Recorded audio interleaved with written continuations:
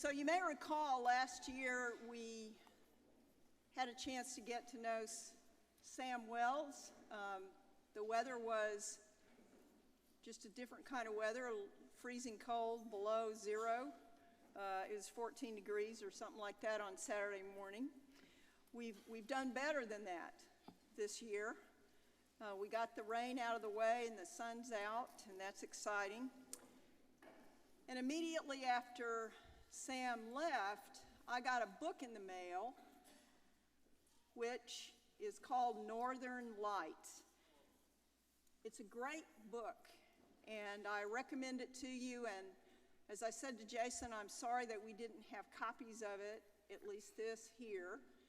But I dropped the ball. I forgot about it, and I want you to get it. It's called Northern Lights, Resurrecting Church in the North of England. Jason is a prolific author. He has written many books, not the least of which about small church ministry.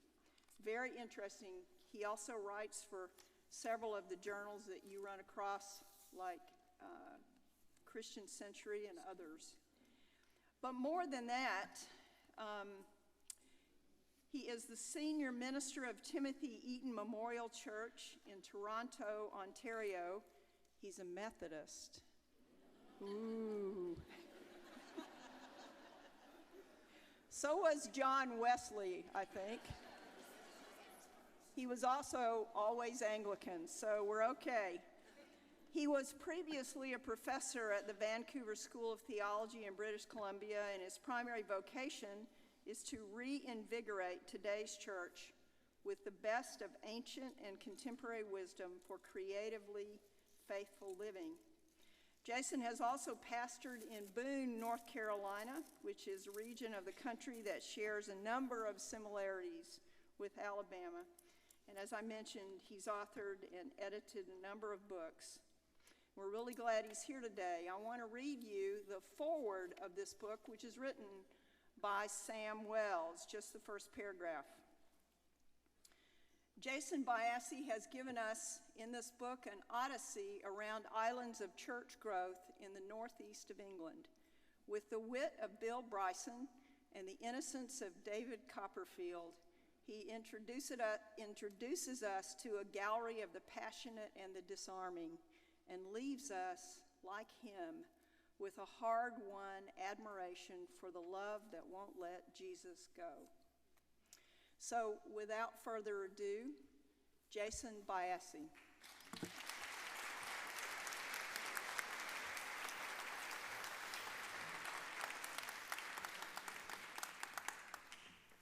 Thank you so much, Bishop Glenda. Delighted to be with you. I spent a summer in Alabama one time in a little place called Mentone outside of Fort Payne. And my family still makes fun of the fact that when I came home from that summer, they couldn't understand me.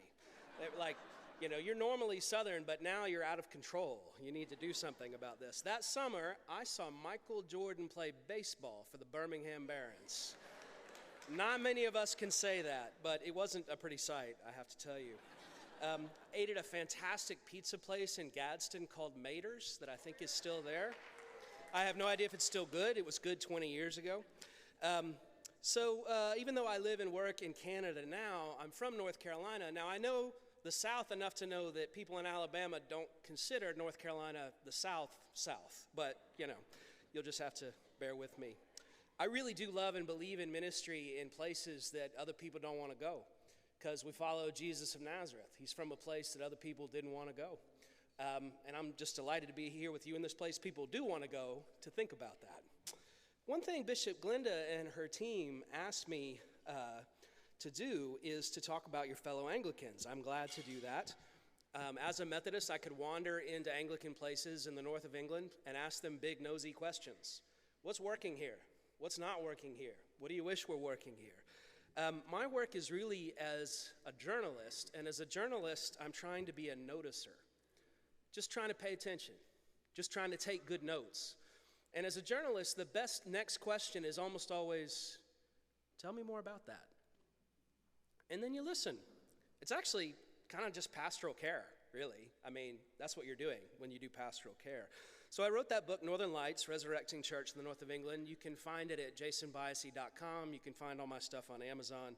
If you read the book, bless you. Some of this material will be familiar, but most of this talk is new. I'm not assuming you've done the homework. I parent teenagers. The homework has never actually happened. So in this talk, I've got 4 sections, and after each section, I'm going to ask you some questions. We won't discuss them just now, but they're questions for you to go away and think about in your own context for ministry, okay? So that's the plan. Section 1. Lots of people feel ignored by their churches. Now, not the people in here, because everybody in here got asked to come to this cool confab, but lots of people feel, go back, don't spoil my reveal. All right, feel ignored by their churches. If you don't want to be on a committee or volunteer to make coffee or be on the rota to arrange flowers, your services are not required. Meanwhile, our churches are disintegrating. Methodists, my tribe in Great Britain, are struggling even more than you Anglicans in Great Britain, and that's saying something. But Chesterley Street Methodist in the north is not so bad off. The one service they have on Sundays is about half full the day I go. The youngest attenders look to be in their 60s. The guitar player up front tells me she's 61. She looks younger than that. Members tell me they appreciate she's been playing the guitar at their church for parts of 6 centuries now, even though she's only 61. I'm not sure the math actually works. What the church doesn't seem to realize is that Kate Welch is a superstar in the world of social entrepreneurship. British society at large knows it. If I can have the slide now. Kate Welch is the queen dressed in red there. She's a member of the Order of the British Empire. Her daughters call her Obi-Mom Kenobi. And she won the Queen's Prize for Entrepreneurship in 2016. Honorific letters pour after her name. And she's never been asked to do anything at her church other than play guitar. The same thing she was being asked to do when she was a preteen. She says, for them, I'm still the 15-year-old. And she does this head-patting gesture. They say, you got married in this church, sure, but you're still just our Kate. It's amazing the treasures we bury in mainline churches. Now, some terms first. Social enterprise is a business with a social purpose that reinvests back into that purpose. We used to call them nonprofits, and then somebody realized, how about defining it without a negative? Didn't your English teacher tell you not to define things with a negative? All right. Now, this is so different than mere charity. Next slide. A raft of new publications like these 2 are pointing out that we Christians have often done more harm than good by just dumping stuff on places that are poorer than us. Whereas social enterprise conveys dignity, not dependency. So, next slide. The bottled water that she drinks from is the most virtuous bottle of water in the world. Baloo exists to raise money for water aid. It takes our first world penchant for drinking bottled water and uses the money to build wells for those without access and toilets for the same. The plastic is all biodegradable. Next slide. Madlug is an Irish enterprise designed by a Christian social worker. They noticed that street kids they worked with carried around all their stuff in the plastic, grocery bags that are terrible for the environment. So they designed this backpack that you or I would pay $50 for. And every time we buy one of those kids gets the same backpack, right? Good for the environment, good for the kid, good for everybody. So Kate Welch has designed job training for workless people in the poorest parts of England. She's done the same work for convicts and ex-offenders. All of her work has a profound glimpse of the Imago Dei at its heart. She's really just John Wesley reincarnated, running around doing good, and you wonder how they got all this energy, right? She even planted a church. The Refuse Cafe in Chesterley Street refuses to take part in our wasteful food system. You get it? Refuse Cafe. Some 40% of the food that we produce in wealthy cultures is discarded. So Refuse is one of these groups that goes around, gathers all that food, and sells it at a restaurant, uses it in a catering business. Now, her church didn't want to take it on because they were afraid, right? We're too old, it might be too big a stretch for us, we're not sure we can manage it. So she said, all I want you to do is not oppose it. Can I get you to not say no? And they said, okay, we're not saying no.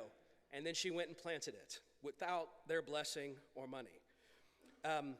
Now, she also says she can see how the church ladies, which includes her 90-year-old mother, who are always fussing about not enough people on the coffee rota, could just open a coffee shop at the church and make a profit with it. That's what she advises people how to do all the time in her business. The businesses she advises turn over millions of pounds, but they won't listen to the lady with the OBE behind her name. So I think we're often like the disciples, surrounded by hungry crowds. We don't hear Jesus saying, "You give them something to eat." We don't notice the little boy with the loaves and fish, let alone imagine we can do something to magnify or multiply those or feed this many people. So I'm not blaming y'all. These are Methodists I'm picking on. My Methodists have this entrepreneurial genius in our midst, and we're not even turning her loose. Now, it's clear what Kate Welch could bring if she started a social enterprise. Social enterprise tries not to operate in deficit space. Deficit space is what happens in most of our budget meetings. Not enough of this, not enough of that. Where are we going to cut? We got to cut again, do more with less, all of that.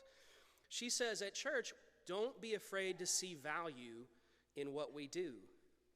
Don't be afraid to see value in what we do. Churches offer what the world needs, not just Jesus, salvation, all of that good stuff, but also community, connection, a place to fight off loneliness and meaninglessness. And she says people will pay for that. Other people have figured out how to help them pay for that. We in the church are less good at that part. What I mostly appreciate about Kate Welch is the hustle. She's as active as any church lady you've ever met, but she's doing it as an entrepreneur, turning over millions of pounds a year. I love what she said about this. She said, "I'm not afraid of aughts." It means zero. I'm not afraid of aughts. Where do our churches get that hustle back? Call it entrepreneurship, if you like. Call it urgency for the kingdom. Whatever you call it, just go get it. Our churches are disintegrating. The world is dying for good news. Jesus says the field is still ripe for harvest. So next slide with some questions. I'd love for you to write these down and ponder them. One, who's the mighty apostle right under our nose? Who's the mighty apostle right under our nose? Two, what's the mission opportunity we're missing because it's almost too easy? What's the mission opportunity we're missing because it's almost too easy? Section 2. Robert Ward couldn't be more different than Kate Welch. Robert Ward is a vicar, well past retirement age of 70. Next slide is a photo of him. If Kate Welch is a whirlwind, Robert Ward is an Eeyore, a hungry Eeyore. Eating really matters to him. When I was going to interview him, several times he called me back to make sure we were meeting at a nice enough restaurant for his time and that I was paying for the bill. Priorities, I respect him. Now, Robert is a Pentecostal Anglican. In this region of the northeast of England, Pentecostalism broke out within an established denomination. It's very much like the Wesleyan revival. It started within your house. There was a man named Alexander Bodie, went to the Azusa Street revival in Southern California, came back to Sunderland, which was the northeast of England's industrial heart. Sunderland was Detroit. It's where England built its ships and later its cars.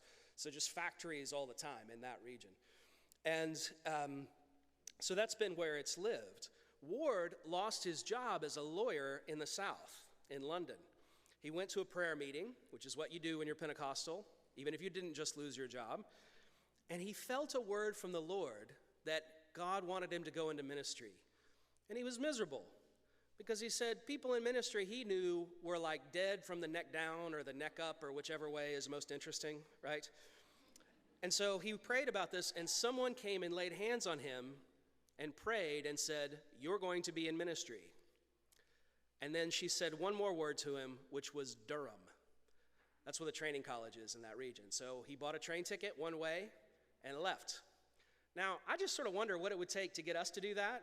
Like, it would take more than a prayer and one word for me, but then I haven't lost my job, so at least not yet. So off he goes. Now, Newcastle is the largest city in the Northeast, and it had no Pentecostal Anglican church, and so he set out to start one. They rented space from an existing parish and started with 6 people. Now, this is the wonderful thing about being really small as a church. If you have 6 people and one person joins, it's like 16% growth. You should have a party and take the rest of the year off, right? The problem with being in a big church like mine, we would need hundreds of people to have 16% growth. I just think it's a great thing about being a small church. When I pastored a church of 20 and a new family joined, we should have had a party for days. Like the wine never stops. Anyway, you get the point I'm making. So they're renting space from an established church, and the boiler goes out. And so the established church decides to dissolve itself. And the bishop calls up Robert and says, I have no salary for you. I have no pension for you. I have no house for you. I have a building with no boiler. It's going to cost tens of thousands of pounds. Do you want the job? And he said, yes. That's amazing what kind of freedom you have for ministry if you don't need a salary, right? Now, for a time, the church was the fastest growing in that diocese, from 25 to now 150 weekly. It's done that with a series of fresh expressions. These are instances of church designed for those who presently have no church at all. This is really important for a fresh expression. Hear me again. It's designed for those who have no church right now at all. If you start a fresh expression and your own church people start going to it, it's already wrong. Design it for people who have no church at all.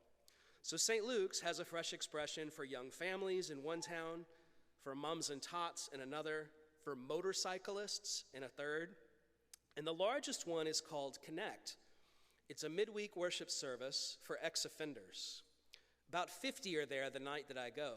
They have a cauldron full of chili. No one goes away hungry. And they worship like free people. Hands in the air, some of them on chairs, in tears. They worship like a black church here in the U.S. South, more than stoic English people. And I asked Robert about the volume and the intensity of worship, and he quotes a good source. He says, those who've been forgiven much, love much. So ex-offenders praise like Mary Magdalene, with perfume on Jesus' feet and all up in her hair. Now, these are people who don't fit easily anywhere. They've just come out of prison. And they lead as St. Luke's. So this church has also planted other churches in the UK and beyond. Now, in a way, prison ministry makes sense, because as someone wise said, the New Testament is either written from jail, or by people who just got out of jail, or by people who are on their way into jail. So the farther away you are from jail, the less sense the New Testament makes. My favorite theory for mainline decline, and there are all sorts of these theories, it comes from Levitt Weems, and it's about my Methodists again, but he says you can chart Methodist growth and decline, and it correlates with prison ministry. He says, when we are in prisons, we grow. When we are not in prisons, we don't. Now, I love this because every denomination has some bureaucrat trying to decide where the next fast-growing, wealthy neighborhood is, and they got a pin and a map on the wall saying we need to plant a church for these wealthy people. It's exactly the wrong strategy, right? Now, I think, not entirely. Anyway, I just got myself in trouble. So, I think it's not causation, but it's correlation. If you're crazy enough about Jesus to take him to the people no one else wants, you'll grow. And if you're not, you won't. And you can show that with commitments to prison ministry. St. Luke's has recently been restored. Do you have prisons in Alabama? Just asking, as an aside. St. Luke's has recently been restored to parish status. And what's wonderful about this is they have to have committees now. And so Robert Ward says, my worship leader did 10 years for armed robbery. My caretaker did 17 years for murder. I mean, what can you say? Jesus has weird friends, right? And it sounds more like the Bible than a lot of the places I've served. And they eat together because this guy's committed to food. So every fresh expression has a proper meal, not just finger food and coffee, right? Proper sit down, sit there, digest, get sleepy, fall a little bit in love, meal. When you eat together, he says, your metabolism changes. You get to laughing. New things are possible. That's church. Now, Ward mentions the buffet so much, not just because he's hungry, but because Jesus is hungry and wants others to eat with him. Now, Ward has found a pattern in ministry of what he calls identificational repentance. I'd never heard this before, so I learned it. It's a Pentecostal thing. Identificational repentance. He gave me an example. He and his wife's family both worked in India during colonial days. So when Robert preached there, he started out saying how glad he was for the place. His family helped bring electricity to Bombay. His wife's family brought sewer service to Calcutta. But then he said, our families were both complicit in colonialism and in violence. Not just the Amritsar massacre, but colonialism in general. And he apologized, and they cheered. And someone said, that's okay, you brought us cricket. Doesn't seem like a fair trade to me, but they really like cricket. And then they listened. Now, Robert has 3 or 4 stories like that, including reconciliation between Brits and Germans, between Brits and Japanese, folks from the north and south of England. Before the vote for Scottish independence, he led groups of Christians from England and Scotland, and they went to this place, Vindolanda. If I can have the next slide. Sorry, I should have shown you that one. That's the one where the church is growing. Next slide. That's the foundation for one of the earliest churches we know about. It's from a Roman outpost in the 2nd century. And it was a Christian church, probably populated by soldiers in this outpost. They weren't from there, but they'd been sent there by the Roman army. And Christians from Scotland and England prayed for forgiveness for what their ancestors had done to one another, Scots against English and vice versa. Now he says, I'm not claiming credit for Scotland not leaving the Union, but he says, it probably didn't hurt. What I love about identificational repentance is Robert Ward has 4 children. One married someone from India, one married someone from Japan, one married someone from Germany, one married someone from, where's my 4th place? Scotland. Reconciliation is wedding altar stuff. It's not just we sent an email and we really feel bad about that. It's who is my kid going to make a life with and grandchildren for me with? That's repentance. It's not telling Caesar how to do his job. It's making a new people together where there was only violence before, after wrongs done for centuries. This is the kind of weird thing God does, right? I think we're really good at mainline churches at issuing press releases to tell Congress what to do. Wouldn't it be more interesting to have a community of people that befuddles all the existing categories? Wait, you guys are supposed to hate each other. Why are you married? Now, a few lessons here. I'm not Pentecostal. I'm guessing most of y'all aren't Pentecostal. We're heirs to the Anglican tradition in this room, and its Reformed wing especially doesn't like miracles in the Anglican tradition and doesn't like expressions of ecstatic exuberance. Here's what Robert Ward has I think we can't do without. He thinks God is alive and up to something. Pentecostals have this, and often mainline churches don't. It's not automatic or simple, but it's necessary to have a view of God as raised and going ahead of us, with us just trying to catch up. If we don't have that, we should quit pretending and go home. Now, second, Ward has done what he's done with no denominational funding. I don't advocate for this. I'm looking for more denominational funding than could reasonably thought possible. I'm hoping for a bigger pension, not less. I'd like to be overpaid. You get the point. And there's some privilege in him being able to say no to a paycheck. He was a lawyer, after all. Most of us can't say no to a paycheck. I'm just impressed there is a freedom in being able to work for something other than money. Lots of wise people think more bivocational ministry is what's in our future. I think that's probably correct. Third, Ward had networks. Now, I think this is important, and this was new to me. Not new, but hear me out. His group is part of Fresh Expressions nationally. It's linked up with a group called Fusion, which is the most interesting student ministry in the northeast of England that I found. It's linked up with New Wine, the most interesting charismatic group network in the UK. Everything I went where there was something growing, it was a part of one of these networks. Not an official denominational body, but a kind of unofficial group that meets together with a common purpose, right? And this is where they find ideas, conferences, people to hire, options for funding. Those are all things denominations used to do, and we didn't have to look elsewhere. Now I think we need to find creative networks, not just our denominations, to find people with whom we can be in like-minded mission. One nice thing about Ward is where there's no network, he just grows one. He just invites people to eat. So there was no ministerial in Newcastle. He just started one. He said, I'm going to be at the restaurant. Anybody who wants, can join me. Eeyore would have it no other way. You are who you eat with. I love the description someone gave that, like, you can't open any 2 pages of the gospel where Jesus isn't eating, right? So, like, we've always depicted him as kind of pale Victorian English guy. I think he's actually round. It sort of suits me better, right? Dude is always eating, and if there's no food, bam, he just makes more, right? So, like, you know who you are as Christians by the quality of the party you're having. Is there food falling off the table? And is it like the people you wouldn't invite to your house who are in the best seats? Okay, so some questions from Robert Ward. Next slide, please. Number 3, what can we learn from what other churches are doing well? Now, if you're like me and I'm pastoring and I hear some story of some turnaround, I roll my eyes and I'm like, yeah, we could never do that. Here's why that could never work, right? I'm sort of defending myself. But I just want to ask, how can we learn from what other churches are doing well without that immediate instinctive defensiveness that I feel kick in to myself? 4, I like this one. This is maybe my favorite question. What's your church desperate for? People just out of jail are desperate. And there's something about desperation that's kind of the moment we meet Jesus. That's why so many people's faith changes right after a significant marriage or a significant divorce or a significant death, or like when you just became a teenager, which is the worst one of all of them, right? Like, there's got to be desperation. I don't know why. It seems to be the rule. Okay, section 3.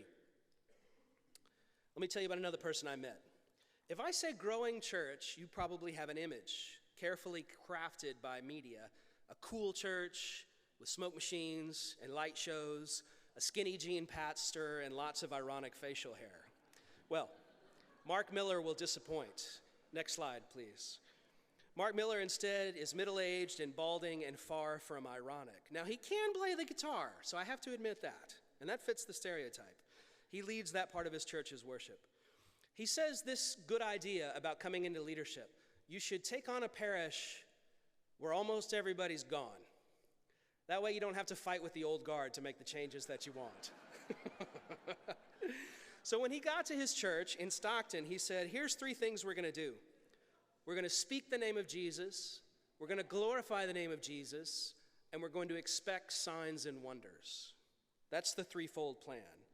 One of the first things he did was open the doors, quite literally. Do you eat in a restaurant that you can't see in first? I don't either. And so this church in the middle of town has this door that was built to like keep the Vikings from breaking it down, right? He said, let's have it open all the time. And that way people can see in and they're more likely to actually come in. And so he treated it as a win when some of the old people would say it's too cold in here. He would say, yeah, that's part of the mission. Here's a blanket. The day I'm there, it's full of 250 people, one of 2 services that day. Now, that's a good story, but here's a better one. About half the people there the day I am are from Iran. Next slide. There's been an infusion of Farsi-speaking refugees in the north of England since 2018. Economic conditions in Iran worsening in response to Western sanctions.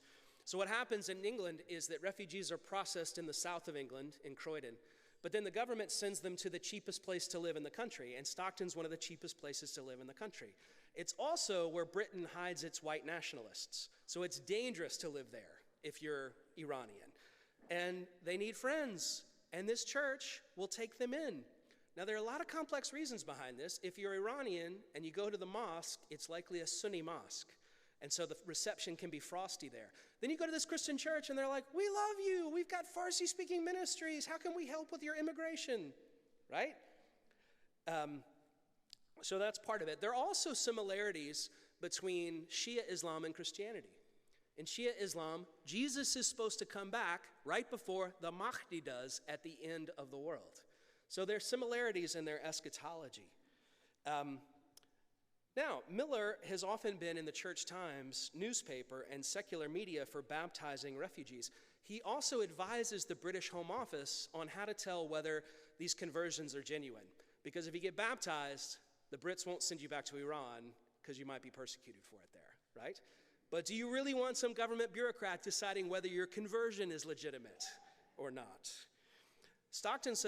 Miller says this: God is bringing the nations to Stockton-on-Tees. Isn't that wonderful? Who could have planned that?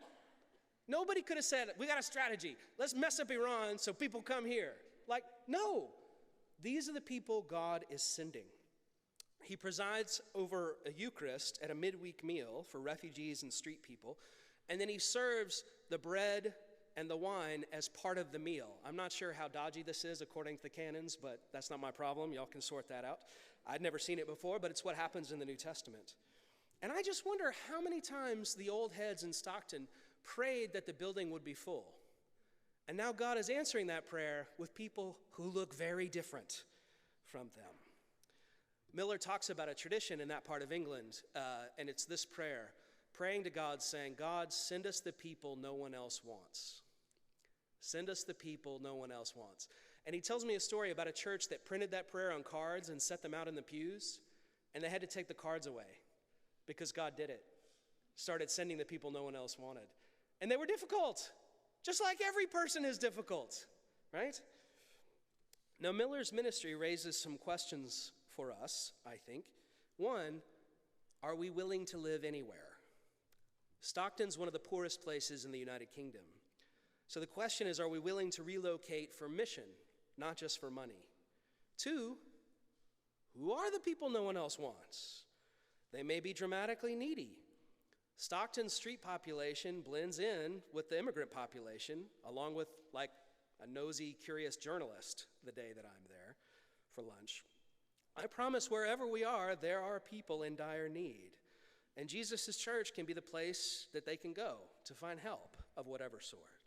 Not because this is a strategy for growth. It probably would impede your growth, to be honest. It's just because it's what Jesus wants. Now, final thing for now.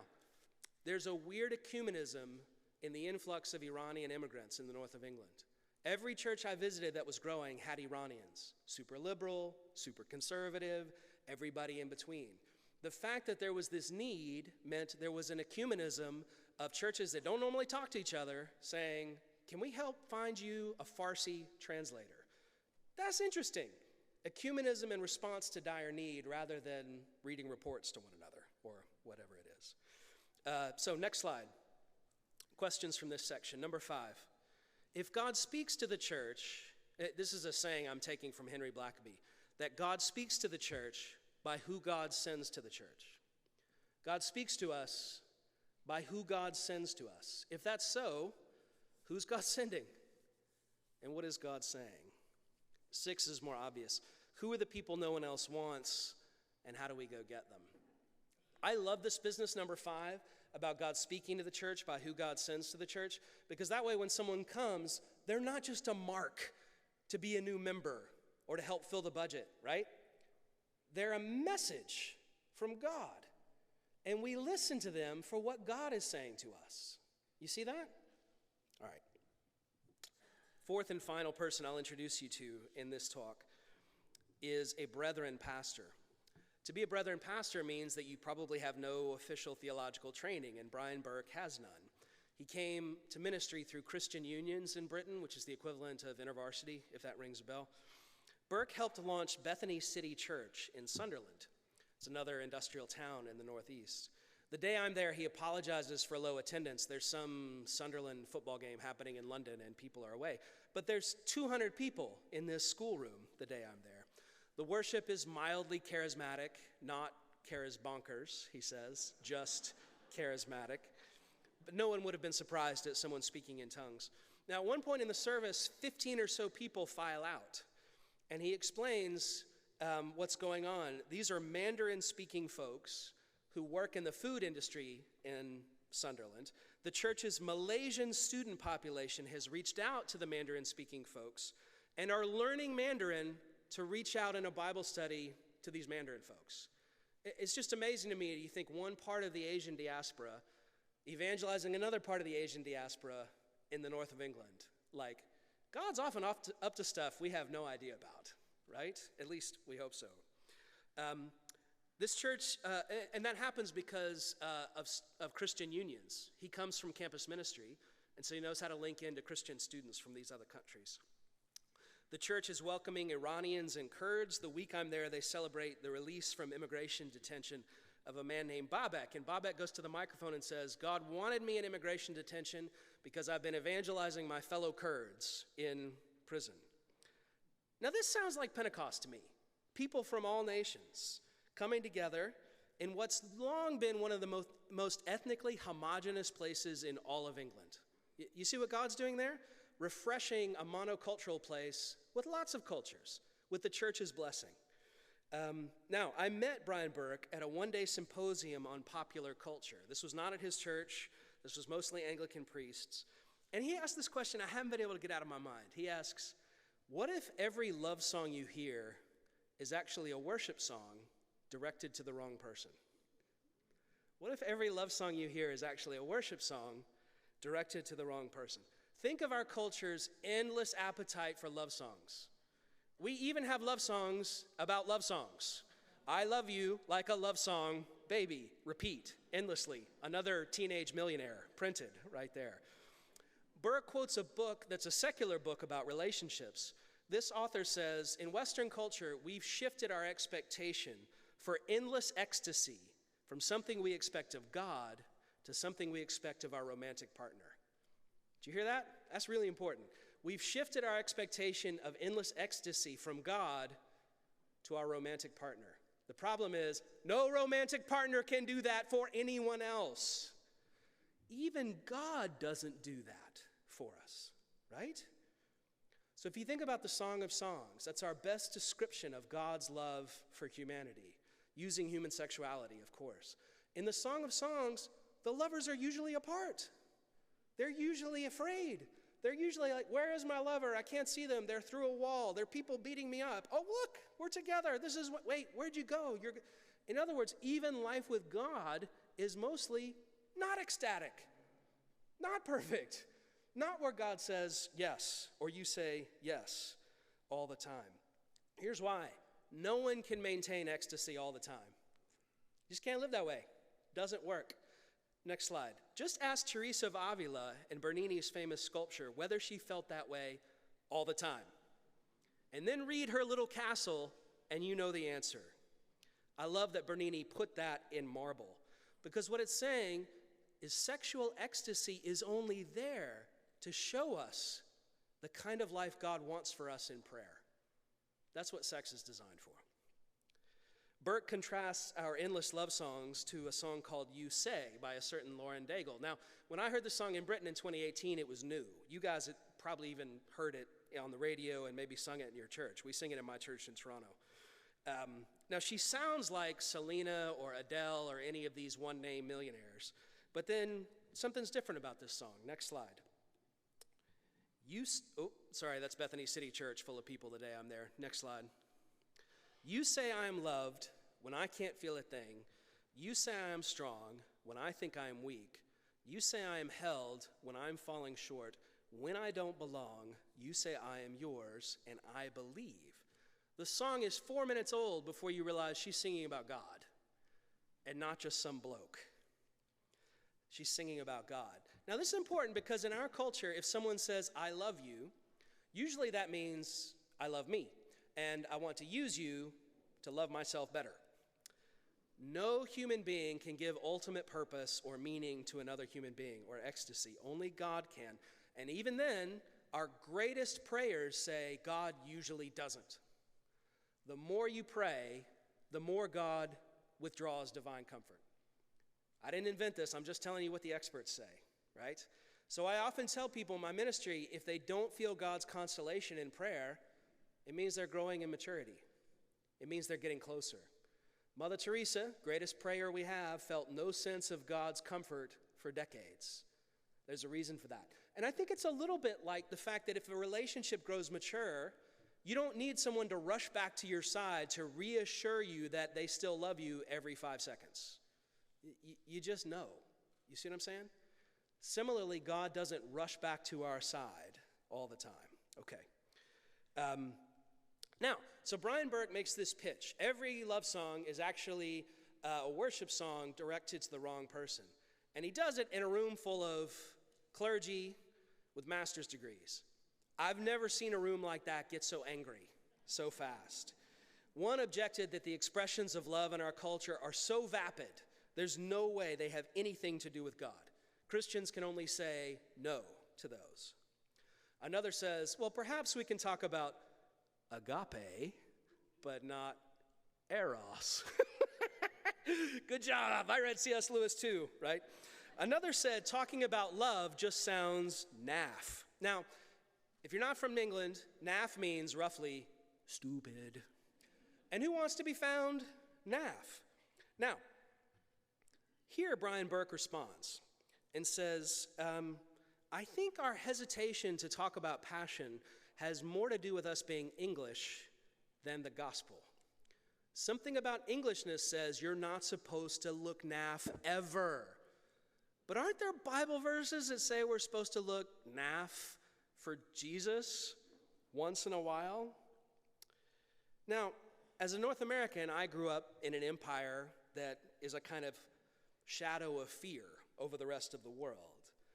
I think I'd rather Christianity be known for looking ridiculous once in a while, right? Talking to you, Anglicans.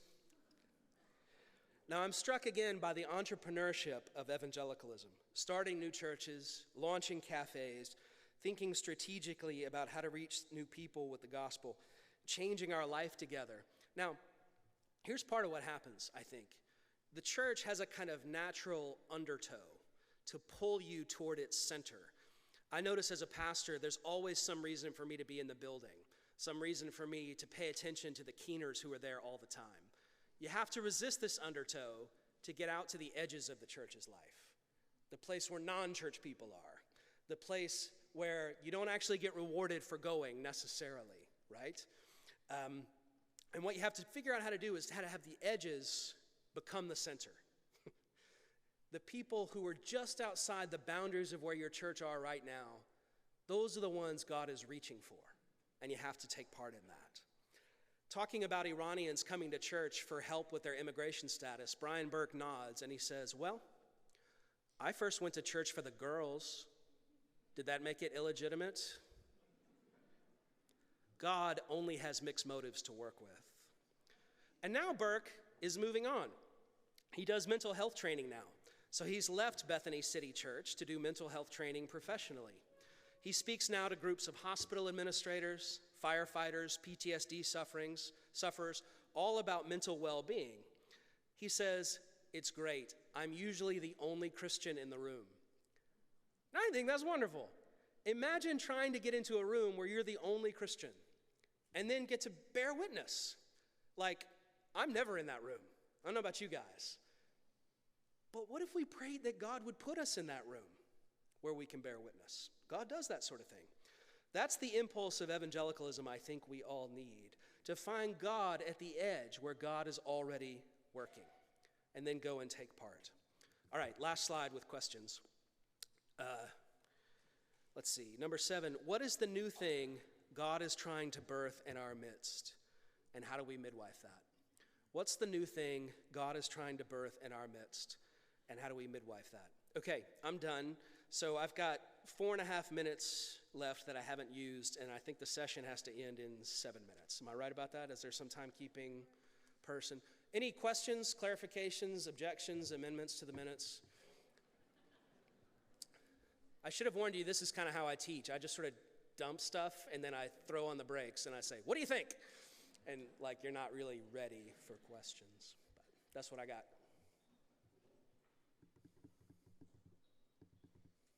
Now we'll look at each other awkwardly until someone says something. Now I hope you notice, one thing I tried to not do with this talk is focus on all the reasons you guys are going on that pilgrimage to Eastern England. Like, none of this required a 1,000-year-old Gothic building listed by the national government, right?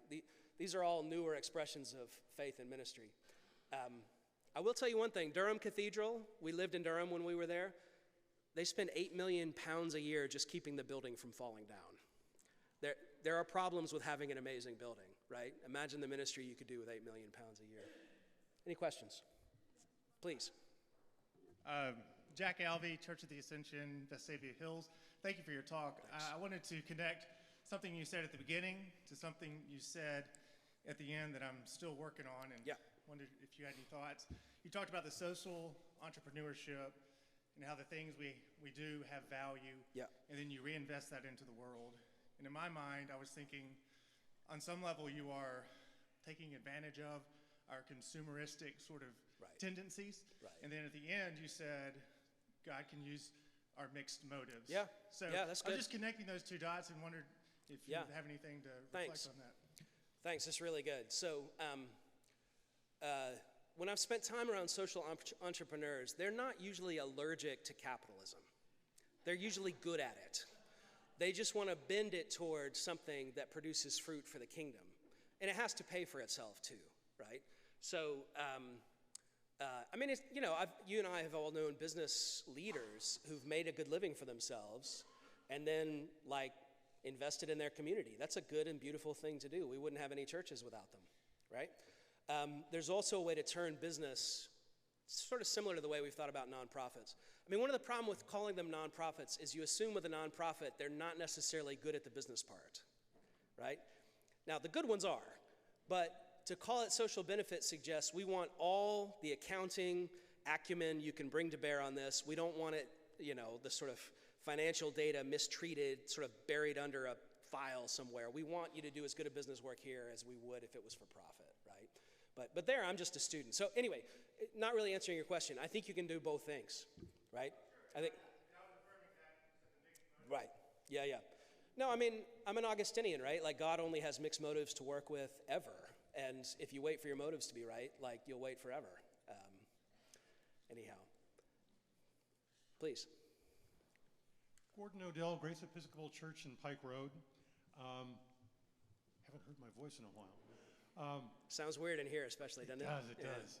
So what you set off in me is going through a mental list of love songs and saying, okay, how does this fit? Now, the first one I had came to mind was Frank Sinatra singing, "Now I Go and Spoil It All by Saying Something Stupid Like I Love You." That didn't quite click. But then I thought of Roberta Flack singing "Killing Me Softly." Yeah. And that just did it for me. So I'm probably going to be playing with it for a while. That's good. I wish you'd pause so we could have a discussion about that later. Yeah. Because that's a very, very good starting point. Yeah, I think, you immediately make me think, you're so vain, you probably think this song is about you. I'm not sure we want to sing that one in worship time, but yeah, I think the thing to do is to, so I come from evangelicals, had a conversion at a Baptist camp. I'm going to talk about that in my talk a little bit tomorrow. And I was taught that secular music was bad, and if you were really faithful, you'd probably burn all your secular music and just listen to Christian music. The problem is the Christian music was always like a crappy knockoff of the secular stuff. And in fact, I think if you listen to all music as an expression of the soul, however misdirected, you find stuff about God in there, right? And you recognize, okay, this is worship happening. It might be slightly misdirected, but the church's worship is often slightly misdirected too, right? And I think what God, the Holy Spirit, is doing is working on our praise so it eventually joins in Jesus' praise, right? And that can be happening inside or outside the church. We can all think of songs where it would be hilarious. But I have found that thought haunting. What if all these songs that are popular on the radio are directed toward God and we don't know it? I tell you where you see that most explicitly often is in hip-hop. It's amazing how in hip-hop, you can bring up God. That's not weird. It's just in kind of the pop music you listen to on FM that they don't bring up God. That's interesting, I think. So. Anything else for now, friends? Thanks for these good questions. All right, cool. Thanks.